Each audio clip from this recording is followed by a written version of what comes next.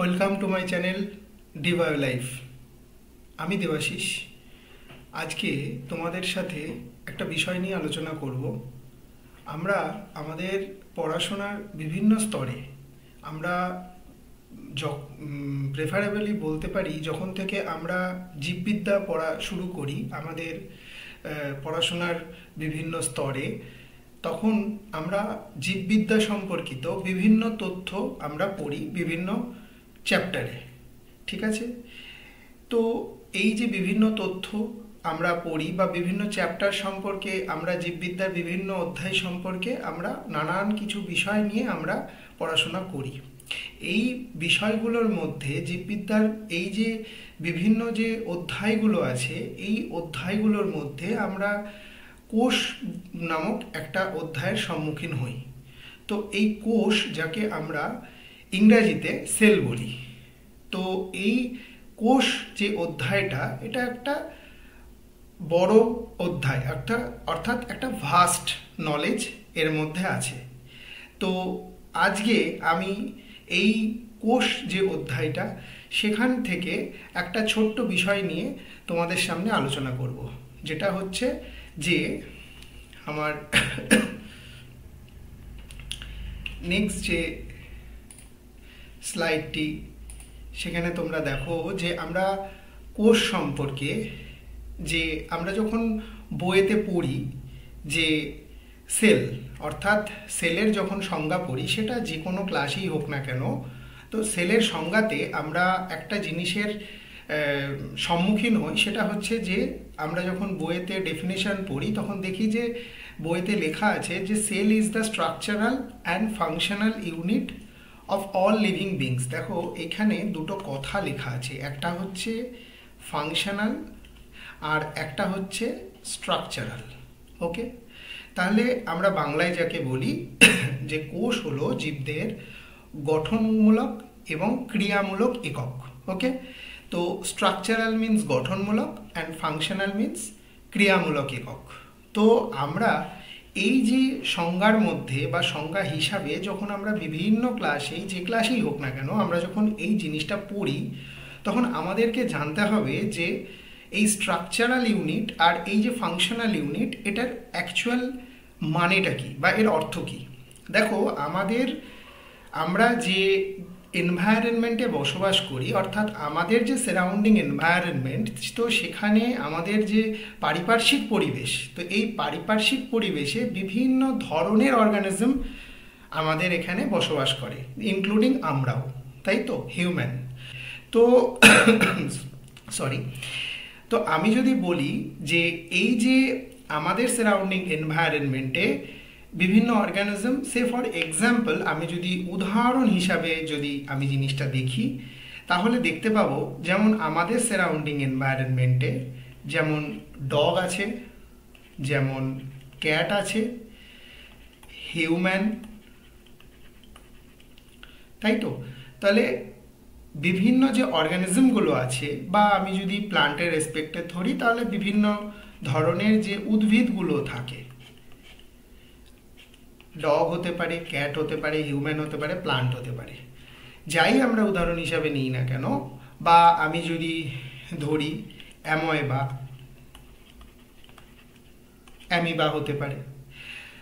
তো আমার কথা হচ্ছে যে এই যে স্ট্রাকচারাল ইউনিট কথাটা বলছে যে গঠনগত একক, তাহলে এটার মানে কি? এটার মানে হচ্ছে যদি আমরা এই প্লান্টের কোনো একটা পার্ট, এনি পার্ট, যে কোনো একটা অংশ, সে ফর এক্সাম্পল যদি আমি আরও ডিটেলে বলি, তাহলে বলা যেতে পারে যে portion of tree, any part means portion of any portion. Okay, any part or portion, সেটা হতে পারে লিফ পোর্শন, লিফ পার্ট হতে পারে, অর পোর্শন হতে পারে তো। বা হিউম্যানের কোনো একটা পোর্শন থেকে যদি আমি একটা পোর্শনকে নিই, ওকে, বা ডগ ক্যাট যাই বলি না কেন, যে বিভিন্ন পোর্শনগুলো থেকে, এই বিভিন্ন অর্গানিজমের মধ্যে থেকে যদি আমি কোনো একটা পার্ট নিই এবং সেই এই ওভারঅল যে এখানে যেগুলো বলা হয়েছে, অর্থাৎ লিফের পার্ট বা স্টেমের পার্ট, তো সেইটাকে লিফের পার্ট নিয়ে যদি আমি সেটাকে আন্ডার মাইক্রোস্কোপ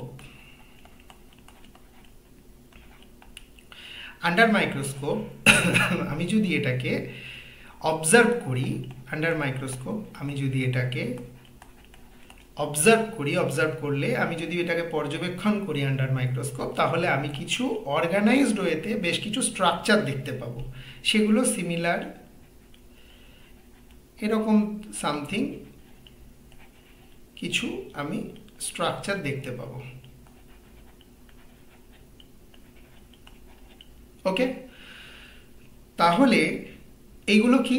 এগুলোই অ্যাকচুয়ালি সেল, অর্থাৎ আমরা বাংলায় যেটা কোষ বলি। ওকে, তাহলে আমরা এখান থেকে খুব সহজেই বলতে পারি যে cell is the structural unit of all living beings. Okay, অর্থাৎ সেল হচ্ছে, কোষ হচ্ছে জীবদেহের গঠনগত একক।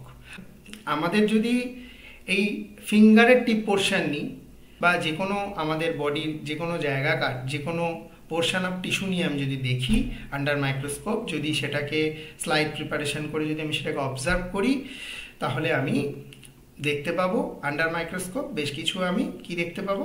সেলুলার স্ট্রাকচার দেখতে পাবো। তাহলে এই যে সেলুলার স্ট্রাকচার, তার মানে কি? তার মানে এটা একটা স্ট্রাকচারাল ইউনিট হিসাবে কাজ করছে একটা অর্গানিজমের ক্ষেত্রে। ওকে, যেমনভাবে বলতে পারি যে আমাদের উদাহরণ হিসাবে আমি বলছি, ধরো একটা বিল্ডিং, ওকে, ধরো একটা হাউস, ওকে, একটা হাউস, একটা বাড়ি, সরি। তাহলে এই যে একটা হাউস, এই হাউসটাকে যদি আমি একটা অর্গানিজম ভাবি, একটা অর্গানিজম মনে করছি, ওকে, হাউসটাকে উদাহরণ হিসাবে ধরো, ঠিক আছে? তাহলে একটা বাড়ির বাড়ির ক্ষেত্রে যেমন ব্রিকগুলো, ইঁটগুলোকে পরপর সাজিয়ে যেমন একটা বাড়ি তৈরি হচ্ছে, তাই তো? তাহলে এই অ্যাজ আ হোম, অর্থাৎ বাড়ির রেসপেক্টে ব্রিক কি অ্যাজ আ বিল্ডিং ব্লক হিসেবে কাজ করছে না? করছে কি করছে না? একটা বিল্ডিং ব্লক হিসেবে কাজ করছে, তাই তো? তাহলে এই একটা ওভারঅল বিল্ডিংকে যদি আমি একটা অর্গানিজমের সাথে তুলনা করি, সে ফর এক্সাম্পল হিউম্যান, এখানে যেটা আমি বলেছি অর্গানিজম, সে ফর এক্সাম্পল আমি যদি বলি হিউম্যান, ওকে, তাহলে এই হিউম্যানটাকেও যদি একটা হোম অর্থাৎ একটা হাউস হিসাবে, একটা বাড়ি হিসাবে যদি আমি কনসিডার করি, তাহলে হিউম্যানের ক্ষেত্রেও কিন্তু ওভারঅল যে হিউম্যানের যে বডির যে স্ট্রাকচারটা, সেটা বোন হতে পারে, আইদার বোন হতে পারে, তুমি যাই ধরো না কেন, সেটা কিন্তু সবটা অ্যাজ এ সেল হিসাবে। যেমন বোনের ক্ষেত্রে, যদি বোনসের ক্ষেত্রে দেখি, তাহলে আমাদের বোনগুলো কিন্তু অস্টিওব্লাস্ট টাইপ অফ সেল দিয়ে তৈরি, তাই তো? তাহলে সেখানেও কিন্তু হাড়টাও কিন্তু আমাদের কি দিয়ে তৈরি? অস্টিওব্লাস্ট সেল, তাই তো? OSTEOBLAST, অস্টিওব্লাস্ট যে টাইপ অফ সেল, সেইটা দিয়ে কিন্তু আমাদের বোনসটা কিন্তু তৈরি হচ্ছে। ওকে, তাহলে সিমিলার ওয়েতে যেমনভাবে একটা হাউসের ক্ষেত্রে যদি আমি একটা বিল্ডিংয়ের ক্ষেত্রে ভাবি বা একটা বাড়ির ক্ষেত্রে যদি আমি দেখি, তাহলে যেরকম ব্রিক অর্থাৎ ইট দিয়ে বাড়িটা তৈরি হচ্ছে, তাহলে ইট অর্থাৎ ব্রিকটাকে অ্যাজ আ আমি বিল্ডিং ব্লক বলতে পারি, যেটা দিয়ে একটা বাড়ি তৈরি হচ্ছে। সিমিলার ওয়েতে যদি আমি বাড়িটার জায়গায় যদি আমি একটা হিউম্যান বা একটা অর্গানিজমকে ভাবি, তাহলে কিন্তু একটা অর্গানিজমের ক্ষেত্রে, সে ফর এক্সাম্পল হিউম্যান বা প্লান্টস, যে কোনো অর্গানিজমের ক্ষেত্রে কিন্তু ওভারঅল স্ট্রাকচারটা তৈরি হচ্ছে কিন্তু সেল দিয়ে, আমরা যেটাকে ব্রিকের সাথে কনসিডার করছি। এবার এইটাই কোলালে হবে না যে ব্রিক আর সেল কিন্তু দুটো আলাদা, কারণ ব্রিক হচ্ছে জড় পদার্থ, ইটের মধ্যে কোনো রকম কোনো এটিপি প্রোডাকশন হয় না, কোনো এটিপি রিলিজ হয় না, কিন্তু আমি সেই সেন্সে বলছি না, আমি একটা উদাহরণের জন্য বলছি যে যেরকমভাবে একটা বাড়ির ক্ষেত্রে বা একটা বিল্ডিংয়ের ক্ষেত্রে যেরকম হচ্ছে ইট হচ্ছে একটা বিল্ডিং ব্লক হিসাবে কাজ করছে, ঠিক সিমিলার ওয়েতে একটা অর্গানিজমের ক্ষেত্রেও সেল হচ্ছে অ্যাজ আ বিল্ডিং ব্লক হিসাবে কাজ করছে। ওকে, তো দ্যাটস ওয়াই আমরা সেলকে একটা অর্গানিজমের ক্ষেত্রে আমরা বলতে পারি যে একটা অর্গানিজমের ক্ষেত্রে সেটা সেল একটা স্ট্রাকচারাল ইউনিট হিসাবে কাজ করে বা অ্যাজ আ বিল্ডিং ব্লক হিসাবে কাজ করছে। ওকে, তো স্ট্রাকচারাল ইউনিট আশা করা যায় এটা ক্লিয়ার। এবারে আমি আসি যে আমরা ডেফিনেশনে যখন পড়ি তখন আমরা দেখতে পাই যে সেলকে আমরা ফাংশনাল ইউনিটও আমরা পড়ি বইতে। তো এখন কথা হচ্ছে যে কার্যগত একক কেন বলা হয়।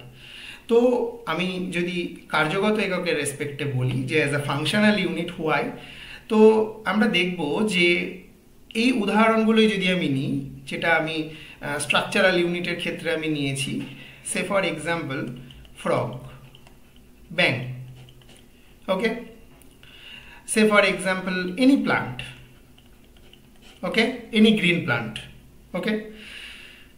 তো আমরা যখন ফ্রগের ক্ষেত্রে দেখব অ্যাজ আ ফাংশনাল ইউনিট হিসাবে যদি আমি দেখি সেল, তাহলে দেখব যে ফ্রগের ক্ষেত্রে বা হিউম্যানের ক্ষেত্রে আমরা কি করি, আমরা একটা জায়গা থেকে আরেকটা জায়গায় মুভ করছি।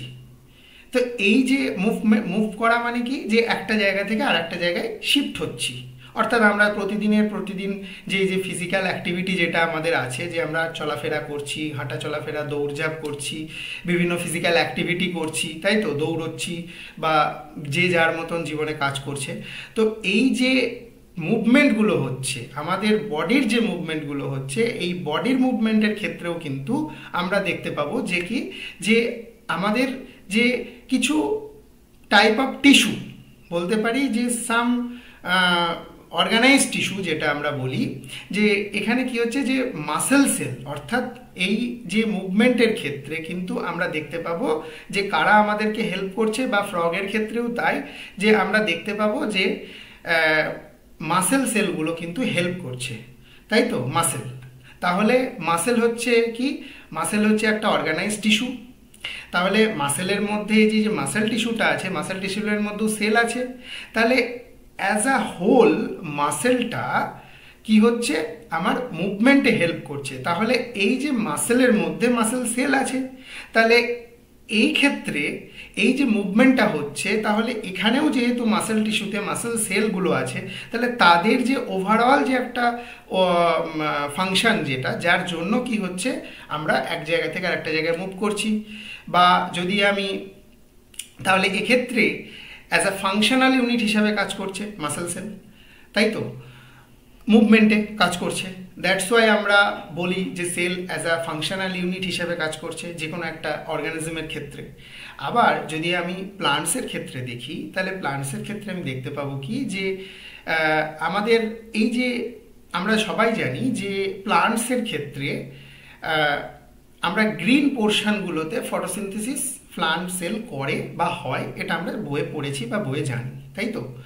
তাহলে এবার কথা হচ্ছে যে এই যে গ্রিন পার্ট, সেটা প্রেফারেবলি লিফ, যদি আমার যে কোনো প্লান্ট যদি আমার সিডলিং কন্ডিশনে থাকে, তাহলে তার লিফ ছাড়াও তার আদার যে সমস্ত গ্রিনিশ পার্টগুলো আছে, সেগুলোতেও কিন্তু সাম শর্ট অফ টাইম, কিছু সময়ের জন্য ডেভেলপমেন্টের বিভিন্ন স্টেজে, স্টার্টিংয়ের দিকে, আমরা শুরুর দিকে দেখতে পাবো যে সেই সব জায়গাগুলোতেও লিফ ছাড়াও অন্যান্য যে গ্রিনিশ পার্টগুলো থাকে সেগুলো তো ফটোসিনথেসিস হয়।